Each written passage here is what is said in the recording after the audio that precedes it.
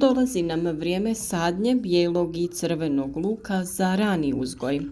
Kao i za ostale povrtlarske kulture, i kod njih postoji mnoštvo bolesti i štetnika koje ih napadaju i uništavaju.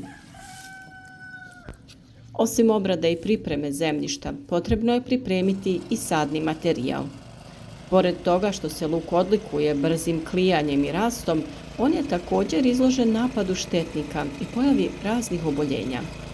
Kako bi se spriječila pojava zaraze, kao i propadanje mladih biljaka, neophodno je obaviti dezinfekciju sadnog materijala.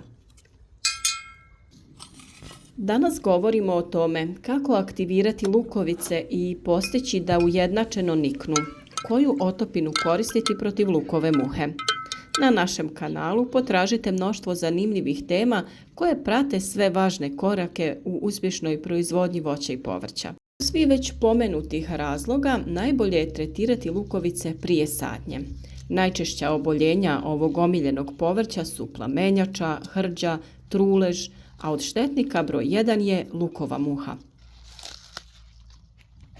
Kako bi osigurali ujednačeno nicanje, lukovice je potrebno pripremiti i namočiti da se aktiviraju. Prije sadnje potreban je odabir i termička obrada. Obavite vizualni pregled i odstranite sve one lukovice koje su oštećene, suviše male, lomljive, sa nekim simptomima bolesti, deformisane. One ne smiju biti smežurane jer se luk hrani hranjivim tvarima iz glavice prije nego što se dobro ukorijeni i niknu listovi koji vrše fotosintezu. Dobro je sortirati ih po veličini. Naime, ako su različite veličine, dolazi do neujednačenog klijanja i rasta, što za sobom povlači zahtjevniju brigu oko usjeva. Ako lukovice imaju gornji sloj takav da se može oljuštiti, to i učinite, da vidite u kakvom su stanju ispod tog suhog sloja. Postupak zagrijavanja lukovica može se izvesti posebno ili kada radite namakanje. Samo zagrijavanje je najbolje obaviti 2 do 3 sedmice prije sadnje. Najjednostavnije je da ih držite pored radijatora ili nekog drugog izvora topline koji neće razviti visoke temperature koje bi ih oštetile i osušile. No brzi postupak zagrijavanja je kada se one potope u toplu vodu, čija je temperatura od 40 do 50 stepeni Celzijusa i to se radi u vremenu od 2 do 3 sata. Može se kombinirati sa postupkom namakanja. Postoje različite tehnike namakanja luka. Osnovna je da se on namače od pola do 2 sata u vodi čija je temperatura na plus 30 stepeni Celzijusa. S ovim postupkom može se kombinirati brzo namakanje i tada je temperatura vode od 40 do 50 stepeni Celzijusa. Ona ne smije biti veća jer ćete tako skuhati lukovice. Posudu u koju ste stavili lukovice na namakanje možete umotati kako bi voda što duže bila topla. Ovako tretirane lukovice odmah se sade ili ih prosušimo na sobnoj temperaturi kako bi ih sačuvali do trenutka sadnje. Drugi način namakanja je u slanoj otopini. Tako istovremeno namačemo lukovice i štitimo ih od napada štetnika, prvenstveno lukove muhe. Otopina se priprema tako što u 1 litru tople vode na toj temperaturi između 40 i 50 stepeni Celzijusa dodamo 1 kašiku soli i sve dobro izmiješamo. U toj otopini potopljene lukovice držimo najviše pola sata. Kako bi poboljšali djelovanje, sadni materijal je dobro barem 2 sata potopiti u vodu prije potapanja u slanu otopinu. Naime, tokom skladištenja lučice i lukovice se isuše i potrebno ih je kratko nakvasiti kako bi bolje upile sol. Poslije 2 sata natapanja u toj običnoj vodi ide njihovo potapanje u slanu otopinu. Nakon toga trebalo bi ih 3 do 4 puta isprati u čistoj vodi.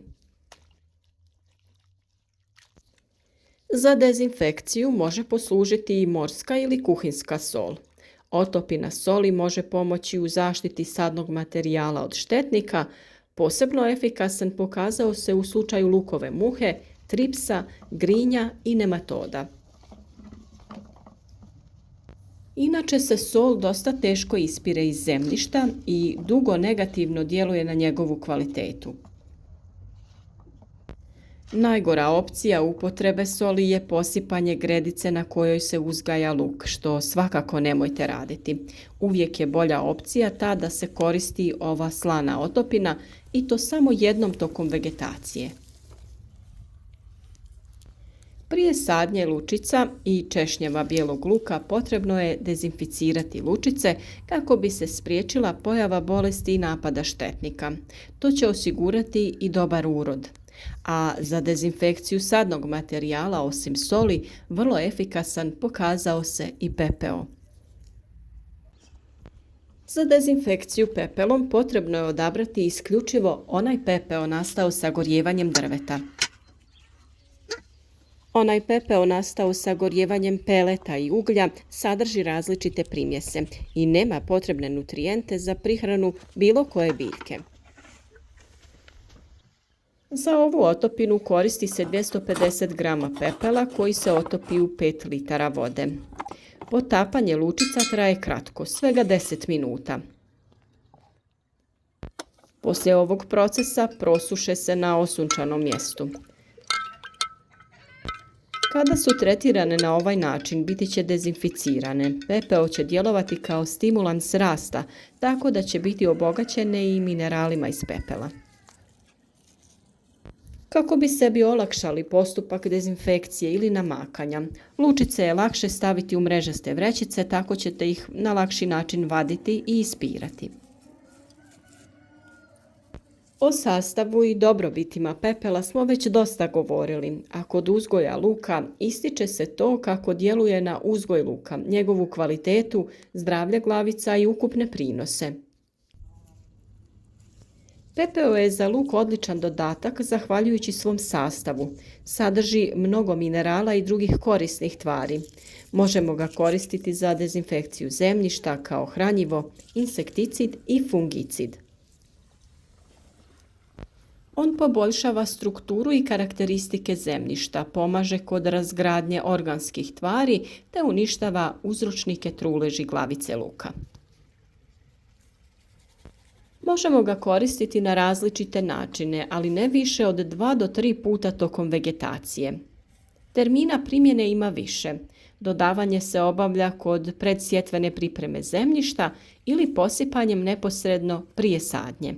Zatim može se raditi otopina kojom ga zalijevamo nakon nicanja ili obavljamo tretiranje u cilju zaštite od štetnika i bolesti. Najjednostavnija primjena je posipanje po površini tla. To se uvijek radi prije obilnog zalijevanja ili kiše. Na 1 kvadratni metar dovoljno je 1 šalica pepela, oko 100 grama. Prije sadnje može se posuti po pripremljenoj gredici i ravnomjerno rasporediti.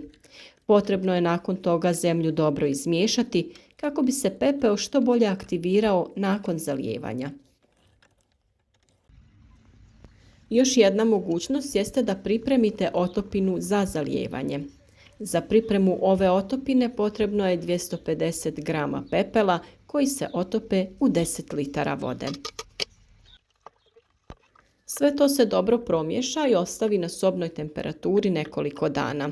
Poslije toga se može koristiti za zalijevanje. Na ovaj način prihranjujemo lukovice i dajemo neophodne nutrijente kako bi se zdravo razvijale i bile otpornije na napad štetnika i bolesti. Ovo je vrlo važno u posljednjoj fazi prihrane prije berbe, kada je luku neophodan fosfor i kalij koje možemo da damo sa otopinom pepela. Vrlo je važno i odraditi pravilno ovu pripremu sadnog materijala kako bi cjelokupni uzgoj bio što uspješniji.